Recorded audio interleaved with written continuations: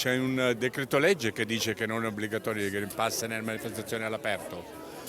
Per cui non abbiamo deciso niente, ci atteniamo scrupolosamente alle leggi dello Stato. Ecco, però in altre manifestazioni invece viene chiesto il Green Pass, secondo voi giusto o sbagliato? Sbagliato, perché basta leggersi le leggi e le leggi dicono molto chiaramente che soltanto nei luoghi chiusi va messo il Green Pass. Niente Green Pass per i mercati europei presenti in questo fine settimana in piazza Giorgione a Castelfranco.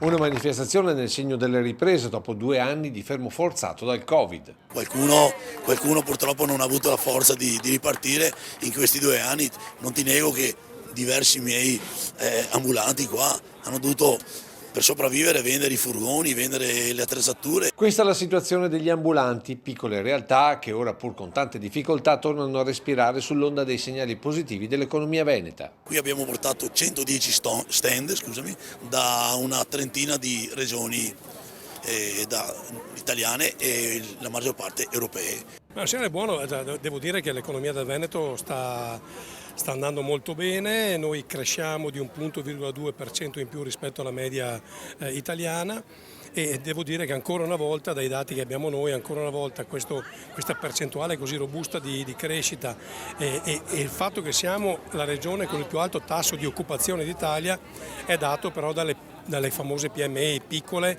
medie e piccolissime imprese. Questa è la forza del Veneto.